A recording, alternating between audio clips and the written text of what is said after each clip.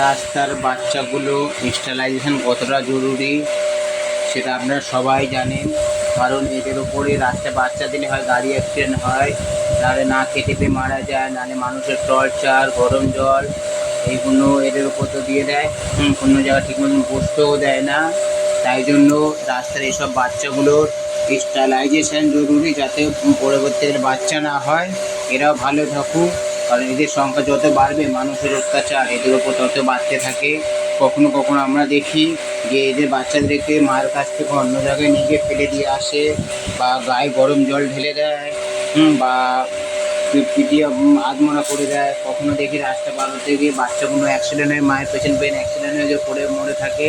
সেই দৃশ্যগুলো আমাদের মতন পশুপ্রেমীদের দেখা সত্যি কষ্টকর।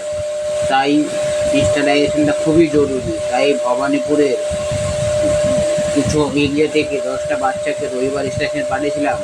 তাদেরকে আজ 4 দিন পরে মাঝেরহাট এনজিও থেকে সুস্থ করে আবার নিজের এরিয়াতে ফিরিয়ে দেওয়া হয়েছে। বাচ্চাগুলো সুস্থ আছে, ভালো আছে। এইভাবে বাচ্চাগুলো সবসময় ভালো থাকবো, এটাই আমাদের লক্ষ্য। তাই সব অ্যানিমাল লাভারকে বলবো যে পাড়ায় ওদের সংখ্যা বৃদ্ধি হওয়ার আগে ইনস্টলেশন করুন। আর এইভাবে আমাদের পাশে থাকুন, রাস্তার বাচ্চাগুলোর পাশে থাকবেন সবসময়। আমার চ্যানেলটাকে, আমাদের দুনিয়াটাকে সাবস্ক্রাইব আর লাইক করে পাশে থাকবেন, যাতে পরবর্তীকালে আমি আরও এদের ভালো রাখতে পারি, এভাবে ওদের পাশে দাঁড়াতে পারি।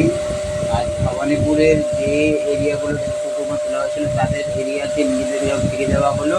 পাড়ার সবাই খুশি। তাই এইসব পাড়াতে আস্তে আস্তে আস্তে ওদের উপর অত্যাচারটা কমে যাচ্ছে। পাড়ার লোকরা এখন সাপোর্ট করছে যে ওদেরকে খাওয়াবে, পাশে থাকবে। পাড়ার কিছু মানুষও সেই সব নিয়ে সাপোর্ট করছে। আপনার যত রেজিস্ট্রেশন করাবেন, তত সংখ্যাটা কম থাকলে পাড়াতেও খুব একটা হয় না, ওরাও খুব ভালো থাকে। অবশ্যই আমার এই চ্যানেলটাকে আমার লাইক করে আমাদের পাশে থাকবেন। আমি অমল মাহাতো। আবার আপনাদেরকে এরকমই কিছু ভিডিও উপহার দেব ওদের ভালো রাখার জন্য। আমার বন্ধু আমাকে এই কাজে হেল্প করেছিল, সঙ্গে পাশে থাকার জন্য।